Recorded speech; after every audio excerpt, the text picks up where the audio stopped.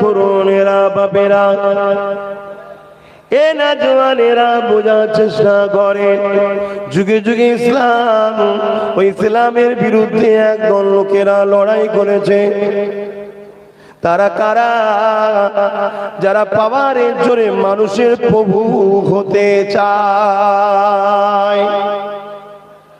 তাদের মধ্যে থেকে নাম করা হলো ফেরাউন, নাম করা হলো নমরুদ, নাম করা হলো সাদ্দাম। এই যুবকেরা কেন তারা ইসলামের বিরোধী করে, ইসলাম ইনসাফের কথা বলে, আর যারা মানুষের প্রভু হতে চায় পাওয়ারের জোরে, তারা তো বেইনসাফি করে, মানুষকে লুটে মানুষের উপরে জুলুম অত্যাচার করে। ইসলাম হকের কথা বলে, তারা না এর বিরোধিতা করতে লাগে। ইসলাম মা বাপের সম্মানের কথা বলে, তারা নারীদেরকে ভোগের পাত্রী বানায়, তারা নিজেদের মা গুলোকে পর্যন্ত হত্যা করা পছন্দ করে। ইসলাম বড়দেরকে সম্মানের কথা বলে, তারা নিজেদেরকে এমন করে খোদায়িত্ব মানুষের কাছে প্রচার করতে লাগে। এই যুবকেরা, তরুণরা, বাপেরা, ইসলাম একত্ববাদের কথা বলে, তারা এমন করে মানুষের প্রভু হয়ে মানুষকে শোষণের কথা বলে। এই জন্য যুগে যুগে তারা ইসলামের বিরোধী করেছে।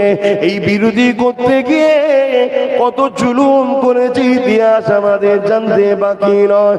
কিন্তু এই জুলুম করেছে যাদের উপরে, তারা তো কখনো নত হয়নি। উপরন্তু আমার আল্লাহ নবীদের প্রেমিক গুলোকে দেখে সমাজের আম মানুষগুলো দলে দলে সত্যের দিকে চলে এসেছে।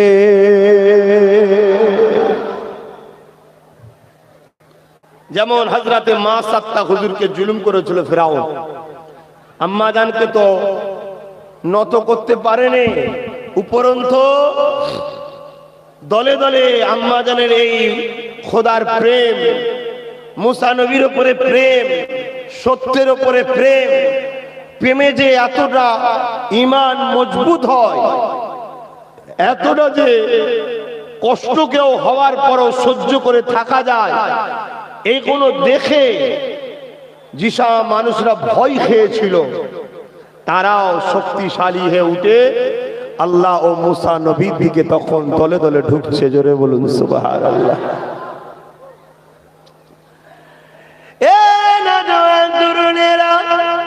এইভাবে ইব্রাহিম আলাইহিস সালামের সময় তো নমরুদ অনেক অত্যাচার করেছিল গো।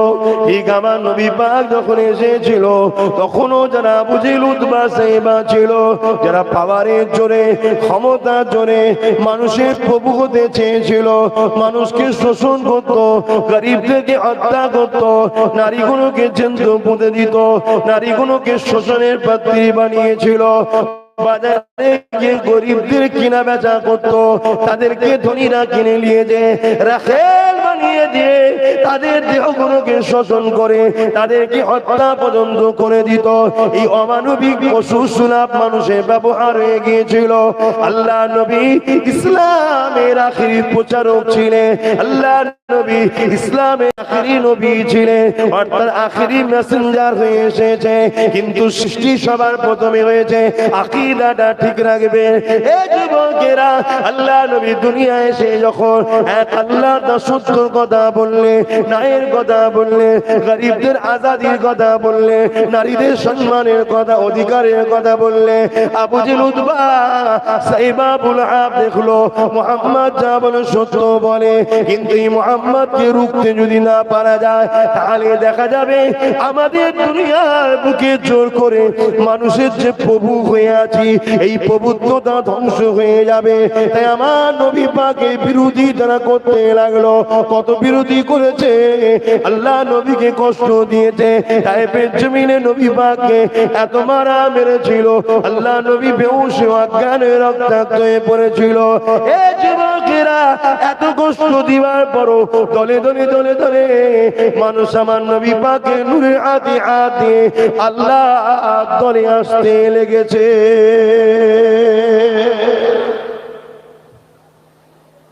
এই যে জুলুম করার পরও মানুষকে রুখে রাখা যায় না, জুলুম করার পরও মানুষকে রুখে রাখা যায় না। এই দৃশ্যটা চারিদিকে ছড়াচ্ছে। যারা ইসলাম সম্বন্ধে তখন জানতো না, ভুলে গিয়েছিল, ঈসা নবী চলে যাওয়ার পর 500 বছর আর কোনো নবী আসে না। এই বীজখানে ইবলিস ইসলামটাকে মানুষকে ভুলিয়ে দিয়েছে। আমরা অনেকে মনে করি আদম মুহাম্মদ সাল্লাল্লাহু আলাইহি ওয়াসাল্লাম থেকে ইসলাম শুরু, না, ইসলাম শুরু পৃথিবীর প্রথম মানুষ থেকে, যিনি বাপ আদম মা হাওয়া। কারণ ইসলামের প্রথম মন্ত্র বা প্রথম কথা হলো লা ইলাহা ইল্লাল্লাহ। বাপ আদম ও লা ইলাহা ইল্লাল্লাহর বিশ্বাসী ছিলেন, জোরে বলুন সুবহানাল্লাহ। অর্থাৎ একত্ববাদ, এক আল্লাহ। সেই এক আল্লাহকে বাপ আদমে মেনেছে, তার মানে তিনি ইসলাম মেনেছে, জোরে বলুন সুবহানাল্লাহ। ইসলামের প্রচার প্রসারের জন্য 2 লক্ষ মতান্তর 1,24,000 নবী রাসূল এসেছে।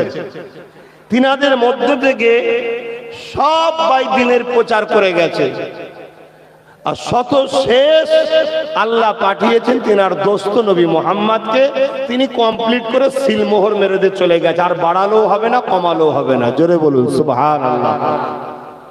বুঝাতে পারছি? সব থেকে বড় অফিসার যিনি হয় লাস্টে স্টাম্প মারে, লাস্টেই সইটা করে। তো সমস্ত নবীদের থেকেও বড় অফিসার হলেন, বুঝাবার জন্য বলছি, আমার দয়ার নবী। সমস্ত নবীরা প্রচার করেছে, কাগজপত্র দেখেছে, বুঝাবার জন্য বলছি, সিল করেছে, সই করেছে, ইসলাম হক, ইসলাম হক। কিন্তু শেষ মোহাম্মদ রসুল সিগনেচার করে কমপ্লিট করে দিয়েছে, আর এখানে কলম চালাবার দ্বিতীয় কেউ নাই, জোরে বলুন সুবহানাল্লাহ। মুজাদ্দিদ আসে কি জন্য? মুজাদ্দিদ আসে রসুলের এই কমপ্লিট ইসলামকে 100 বছর আগে কিংবা পরে মানুষ কিছু বাড়িয়ে ফেলে, কিছু কমিয়ে ফেলে, তাই সেইগুলোকে ঠিক জায়গায় আনার জন্য মুজাদ্দিদ আল্লাহ পাঠায়। বুঝাবার জন্য বলছি, এই বিল্ডিংটা ধরুন ইসলাম, 100 বছর এই বিল্ডিংকে পরিষ্কার করার জন্য কেউ আসেনি। গাছ গজাবে, কোন জায়গায় পাথর ক্ষয়েও যাবে। মুজাদ্দিদের কাজ বাকি জিনিসগুলোকে যেমন কেটে ফেলে দেবে, যেগুলো কমে গেছে ওগুলোকে আবার নতুন করে মেরামত করে ঠিক জায়গায় রেখে দেবে। এটাই হলো মুজাদ্দিদ জামানের কাজ। আমার আবু বকর সিদ্দিক ইসলামের ওই কাজ করতে দায়িত্ব আল্লাহর পক্ষ থেকে পেয়ে এসেছে, জোরে বলুন সুবহানাল্লাহ। তাই বাংলার মানুষ, পূর্ব ভারতের মানুষ মুজাদ্দিদ জামান উলিল আমর আবু বকর সিদ্দিককে মানতেই হবে। এটা কোরআনের হুকুম, শরীয়তের হুকুম, আপনাকে মানতেই হবে। কথা কিছু বুঝতে পেরেছেন তো ভাইরা আমার? আমি আবার ফিরে যাচ্ছি আমার রাসূলের পাকের সেই ইতিহাসের দিকে, সেই জীবন আদর্শের দিকে। যখন নবী এসে বললেন লা ইলাহা ইল্লাল্লাহ আনা মুহাম্মদ রাসূলুল্লাহ, আবু জেহেল দেখলো মুহাম্মদ যা বলছে ঠিকই বলছে, কিন্তু রুখতে হবে। কেন? মুহাম্মাদের কথা শুনলে আমার প্রভুত্ব চলবে না, আমি যে মানুষের উপরে পাওয়ারের জন্য টিকে আছি এটা চলবে না। তাই আমার নবীকে অনেক রুখতে চেয়েছে, পারেনি। একটা দুটো তিনে করে যখন দলে দলে আল্লাহ নবীর দিকে সাহাবারা আসতে লেগেছে, মানুষ যখন আসতে লেগেছে, আবু জেহেল তখন আতঙ্ক শুরু করলো, সন্ত্রাসী শুরু করলো। কি শুরু করলো? সাহাবা হুজুরদিওকে জোর করে ধরে গরম বালির উপরে শুইয়ে দিয়ে তাদের বুকের উপরে ভারী পাথর চাপিয়ে দিয়েছে। নিজের দিকে একটু তাকাও, সাহাবাদের একটু ভাবো, সামান্য গরম হলে আমরা সহ্য করতে পারি না, কোরআনের মজলিস ছেড়ে পালায়। সামান্য ঠান্ডা হলে আমরা ফজরে ওযু করতে পারি না, নামাজকে ছেড়ে দিয়ে পালায়। আর সাহাবা হুজুরদের জীবনী দেখো, তাদের বুকে ভারী পাথর, তলাতে গরম বালি, এত গরম বালি পা দেওয়া যায় না, চামড়া গুলো পুড়ে কালো হয়ে যেতে লেগেছে। এই রকম কষ্ট দিবার পরও যুবকেরা সাহাবা হুজুররা যখন জবানে আল্লাহ আল্লাহ আল্লাহ করে ডাকতে লেগেছে, ওই সময় সন্ত্রাস আবু জেহেল উতবারা এমন করে লোককে জড়ো করে রোদকে গরম করে ওই সাহাবা হুজুরদের ঠোঁটে মুখে ঠেকাতে লেগেছে, যাতে করে সমাজের সবাই দেখে মুহাম্মদকে মানলে শাস্তি হয়, মুহাম্মাদের দলে গেলে শাস্তি হয়, যাতে করে মানুষ ভয় না আল্লাহ নবীর দিকে আসে। কিন্তু উল্টো হয়ে গেল। আমার নবী সাহাবারা ইসলামের জন্য যে কুরবানি দিয়েছে, ওই কুরবানিকে দেখে দর্শকেরা অবাক হয়ে গেছে। আর ইসলামের মধ্যে কি আছে, আল্লাহর প্রেমে কি আছে, মুহাম্মাদের প্রেমে কি আছে? এত গরম পানিতে শুয়ে আল্লাহকে ডাকতে ভালো লাগে, এত রডের গরম ছেকাবার পরও মুহাম্মাদের দল ছাড়তে ভালো লাগে না। তাই তারাও দিবানা হয়েছে, আমার নবীর কদমে নিজের জানকে বিক্রি করে দিয়ে নবী নূরে হাতে হাত দিয়ে ইমানের কালেমা পড়ে দলে দলে মুসলমান হতে লেগেছে। আরো জোরে বলুন সুবহান। বুঝছেন না, বোঝেন না? আজকের দিনের কথা আপনি ভেবে দেখুন, আজকের দিনের কথা। সেদিন নবীর পক্ষে যাওয়ার জন্য মেরেছিল, আজকে নবীর বংশের বাচ্চা যে সব মানুষগুলোকে সেই নবীর দিনের দিকে ডেকেছিলাম, এদেরকেও আজকাল আবু জেহেলরা মেরেছে, এরপরও এদেরকে এখনো লড়াতে পারেনি। জোরে বলুন সুবহানাল্লাহ।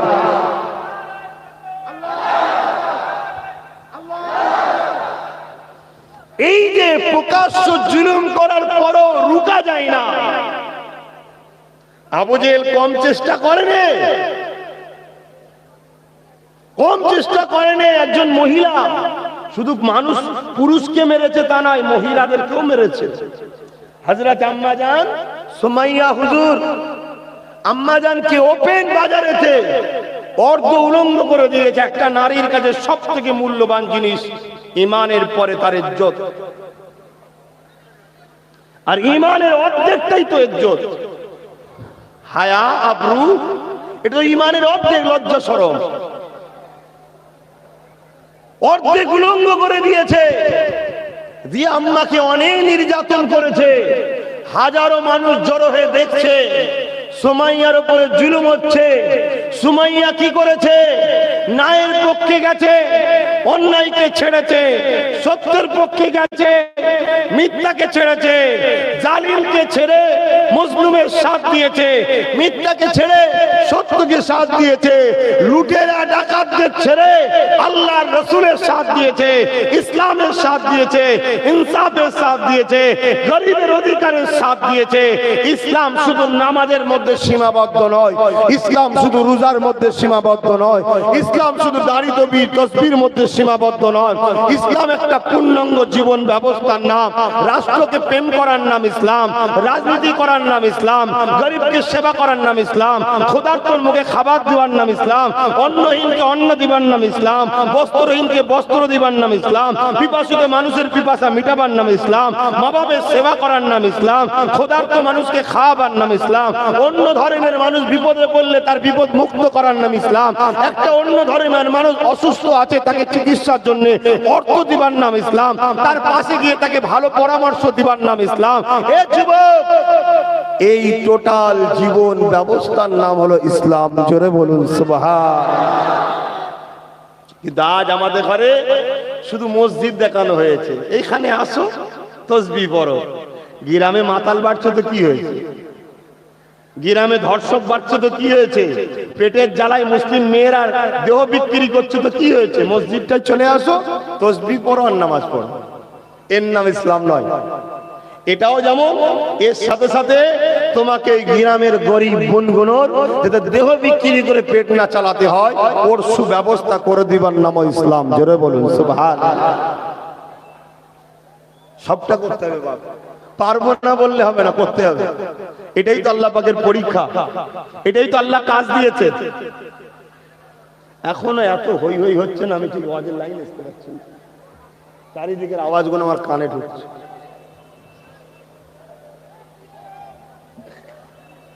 ভাই আল্লাহর রাস্তায় একটু চুপচাপ করেন না। আমি ঠিক সবার কথা কানে এলে আমার এখানে কথা উল্টো পাল্টা হয়ে যাবে। আর বুঝতে পারছেন তো আমার দুশ্মনের আল্লাহর অভাব নেই, ভালোবাসার মানুষের যেমন অভাব নেই, দুশ্মনেরও অভাব নেই।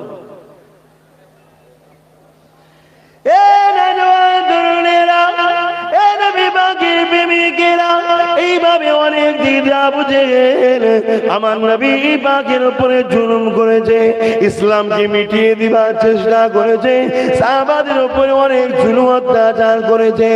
এক কথা ইসলাম ও ইসলামের ফলোয়ারদের উপরে মাননেওয়ালাদের উপরে অনেক অত্যাচার জুলুম হয়েছে।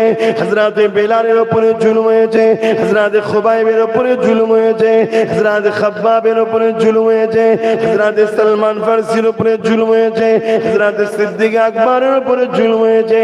এইভাবে সাহাবাদের উপরে অনেক জুলুম অত্যাচার করেছে। লাস্টে তারা কি করতে লাগলো?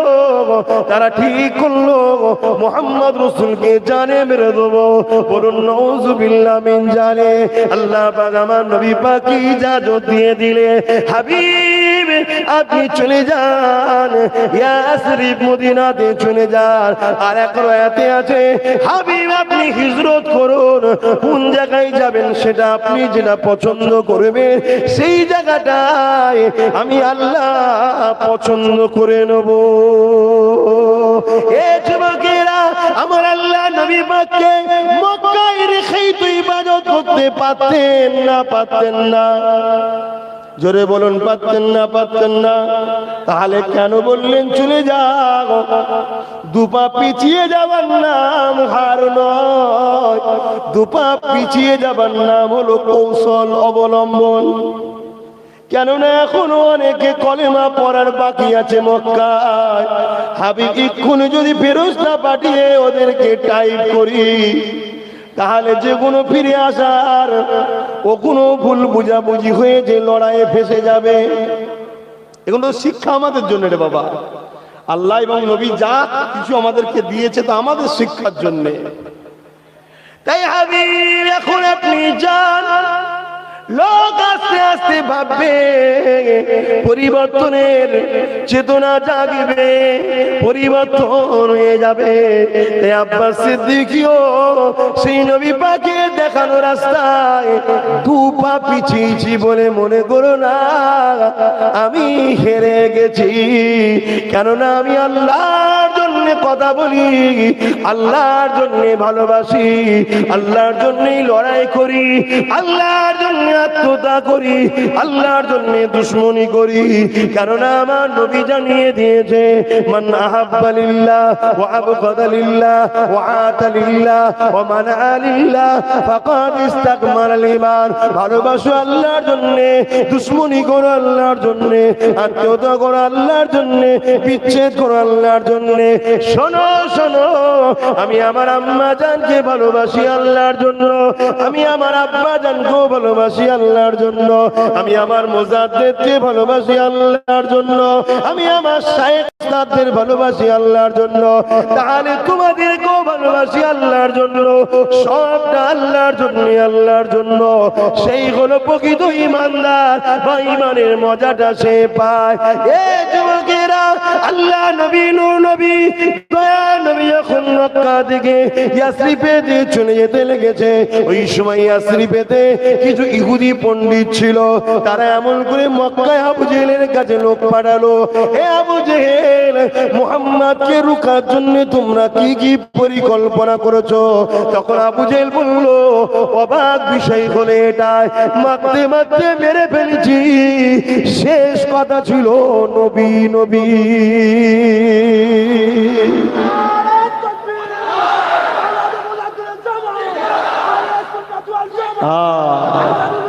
আল্লাহ, ভেবে দেখো, তখন একটা নতুন প্রকল্প চালু হচ্ছে। খুব মন দিয়ে শুনছেন তো?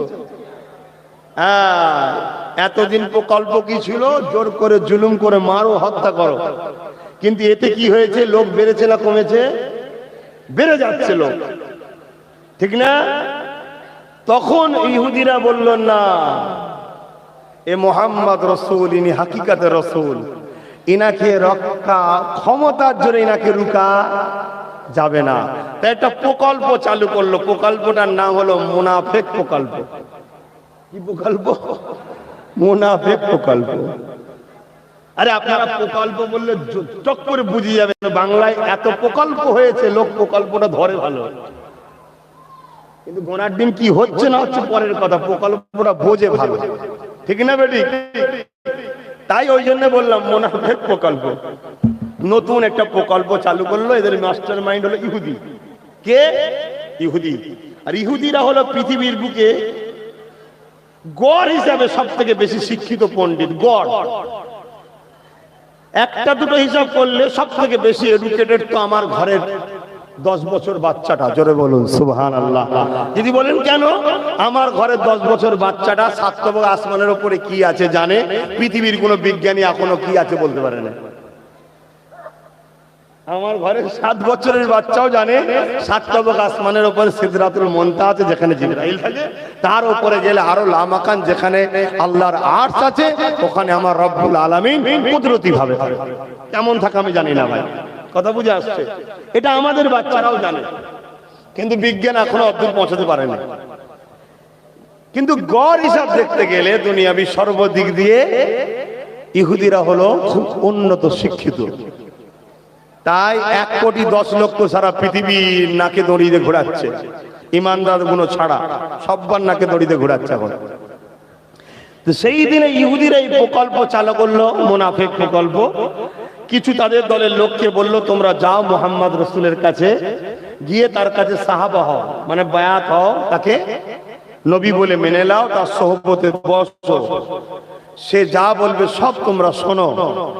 কিন্তু তার চোখের মানে তার অবর্তমানে, অর্থাৎ মজলিসে যে একসাথে বসা, তিনি তো সব সময় থাকবেন, মজলিসে যে একসাথে বসা, এই বসার থেকে যখনই তিনি সরে যাবে, এক সাহাবার সঙ্গে আর এক সাহাবার সঙ্গে দ্বন্দ্ব লাগাবার প্ল্যান করো। শুনছেন ভাই? এই প্রকল্প আজও আছে না নাই? এক মুসলিম ভাই আর এক মুসলিম ভাইয়ের সঙ্গে দ্বন্দ্ব লাগাবে, কথা বুঝে আসছে? প্রকল্প এখনো আছে। মতের অমিল হতে পারে, সেই অমিলটা যদি জমিলিয়ে হয়, সমাধানের জায়গা বিএলআর আছে। যদি লড়াইটা অর্থ নিয়ে হয়, অন্য কিছু নিয়ে হয়, দুনিয়াদারি, তার জন্য কোর্টও আছে। লড়াইটা যদি কিতাব নিয়ে হয়, তার জন্য কিতাব রয়েছে। কিন্তু মোমেন মুসলমান ভাই ভাই কখনো মারপিট করাতে বা ঝগড়া করাতে, একে অপরের ক্ষতি করা, শারীরিক অত্যাচার করা, এটা কখনো আমার নবীর উম্মতদের কাজ হতে পারে না। ইখতিলাফ থাকতেই পারে, কথা বুঝে আসছে? ইখতিলাফটা যদি কিতাবে হয়, কিতাব নিয়ে বসা উচিত। ইখতিলাফ যদি দুনিয়ার জায়গা জমিলিয়ে হয়, তার জন্য উচিত কোর্ট আছে, সেখানে সমাধান। বাবেরা বোঝার চেষ্টা করে, আল্লাহ নবী দরবারে ইহুদি গুলো চলে আসলো, নবী পাকের হাতে হাতে ইমানের কালেমা পড়ার নাটক করলো। এ যুবকেরা, তাহলে কি নবী জানতো না? অবশ্যই নবী পাক জানতে, তাহলে কেন চুপ হয়েছিল? এই জন্য চুপ হয়েছিল। আল্লাহ পাক আমার নবী পাককে জিজ্ঞাসা করেছিলেন, হাবিব আপনার দরবারে অনেক মুনাফিক রয়েছে। আমার রাসূল বললেন, আল্লাহ আমি জানি, কিন্তু আল্লাহ আমি যদি প্রকাশ করি, তাহলে ভাই ভাইয়ের মধ্যে লড়াই হয়ে যাবে। এই লড়াইটাকে আম মানুষ কি প্রচার করবে? দেখো মুহাম্মদ তার অনুসারীকে কতল করাচ্ছে। আমার আল্লাহ পাক ওই সময় বলে দিয়েছেন, হাবিব এখন আর বললে হবে না, এবারে আমি হুকুম করছি মুনাফিকদের পরিচয়টা করিয়ে দেন। তখন নবী মুনাফিকের পরিচয় করিয়েছিলেন।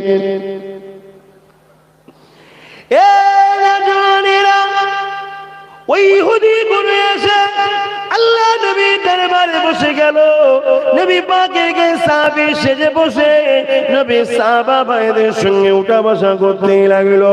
তারা এমন করে এমন দিনও আছে নবী পাককে বলেছেন, ইয়া রাসূলুল্লাহ, ইয়া হাবিবাল্লাহ, আপনার কেউ সাহাবাকে আমাদের সঙ্গে পাঠান, যারা মক্কার দিন থেকে আপনার কাছে দিন শিখছে, আমরা আমাদের এলাকায় নিয়ে যাব, তাদের দ্বারা দিনের প্রচার করাবো। আল্লাহ নবী তাদের সঙ্গে সাহাবাদেরকেও ছেড়েছিল।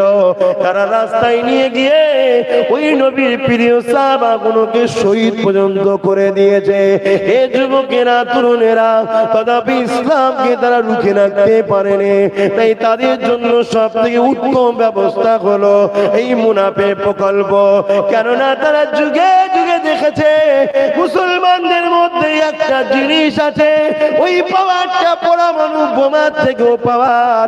ওই পাওয়ার যাদের মধ্যে আছে, তারা যখন বলে আল্লাহ পরমাণু বোমা তো পড়েছে যেন ফেটে না যায়, বোমও চেক করার পরও ফাটে না।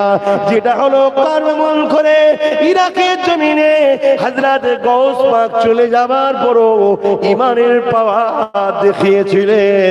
বাগদাদের জমিনে কত বোমে আরো রকেট পড়েছে, একটাও কিন্তু ফেটে যায়নি। যুবকেরা, ইমানের পাওয়ার এমন একটা পাওয়ার এই হিন্দুস্তানের জমিনে একজন মাত্র এসেছিলেন, যিনার নাম হলো মঈনুদ্দিন আজমিরি, খাজা গরিবে নওয়াজ। ইমানের পাওয়ারে জালিম সন্ত্রাস পৃথ্বীরাজের মোকাবেলা হয়েছিল। ওই মোকাবেলায় এক মঈনুদ্দিনের কাছে জালিম পরাজিত হতে বাধ্য হয়েছিল। শুধু পরাজিত হয়েছে তা নয়, একটা, দুটো, তিনটে, চারটে, পাঁচটা নয়, 1 লাখ, 2 লাখ, 3 লাখ, 10 লাখ, 20 লাখ নয়, 90 লক্ষ জালিমের দলের লোকেরা গরিবে নওয়াজের হাতে হাত দিয়ে শান্তি, সভ্যতা, ইনসাফ, এক আল্লাহর দাসত্ব মেনে নিয়েছে। আরো জোরে বলুন সুবহান। আমার আলোচনায় অসুবিধা হচ্ছে আপনাদের? কেন আপনারা জানবেন না ভারতবর্ষে ইসলাম এলো কি করে? কেন বাপ আদম আলাইহিস সালাম ভারতে নেমেছিলেন ঠিকই, বাপের সন্তান আমরা, কিন্তু কোন নবী রসুল এই ভারতে দ্বীনের প্রচার করেনি। এই ভারতে ইসলাম এসেছে আমার রসুল পাক সাল্লাল্লাহু আলাইহি ওয়াসাল্লামের পরে ফারুক আজমের দ্বারা। হযরত কি বলে কেরলেতে কিছু মানুষ ব্যবসার জন্য এসেছিল, তারা দ্বীনের কথা মানুষকে শুনিয়েছিল। কিন্তু এই ভারতের মানুষ দ্বীন ইসলাম পেয়েছে একজন পীর মাশায়েখ ওলির দ্বারা, তিনি হলেন সুলতানে হিন্দ গরিবে নওয়াজের দ্বারা। জোরে বলুন সুবহানাল্লাহ। আজ আমাদের বাচ্চারা পীর ওলিদেরকে ছেড়ে দিচ্ছে, শুনছেন না শোনেন না? তবে হ্যাঁ, আবার একটা মুনাফিকরা প্রকল্প বার করেছে, পীরের সূরাতে শয়তান বার করেছে। পীরের সূরাতে শয়তান। পীর তো কখনো শয়তান হয় না, পীরকে যে শয়তান বলবে সে সবচেয়ে বড় শয়তান। কেন? আল্লাহর কোরআনে পীরের আরবি হলো মুর্শিদ, ওলিয়া মুর্শিদা। কথা বুঝে আসছে? কিন্তু পীরেদের ঘরে অপমান করার জন্য যেমন একদল লোকেরা মুসলমান দেখলেই বলে সন্ত্রাস। কেন বলে? তারা নিজেরাই একদল লোককে কোর্টে গিয়ে নাম এফিডেভিট করিয়ে মুসলমান নাম রেখে সন্ত্রাসী করাচ্ছে। যখন দুটো দাড়িওয়ালা টুপিওয়ালা সন্ত্রাস ধরা পড়ে, তখন তারা মিডিয়ায় বলে মুসলমান মানেই সন্ত্রাস। এইটা বলতে তখনই পারবে যখন 2-4টে দাড়িওয়ালা মুসলিম নামওয়ালা সন্ত্রাস দেখানো যাবে। তাই তারা পীর মানে শয়তান তখন বলতে পারবে যখন 2-4টে পীর দাবিদার নামাজ পড়বে না, গাঁজা খাবে, ভণ্ডামি করবে, মেয়েলি লালাপা করবে, তখনই বলতে পারবে। তাই মুনাফিকরাই নতুন একটা প্রকল্প তৈরি করেছে। সেই প্রকল্প হলো পীরের সূরাতে ভণ্ড শয়তান।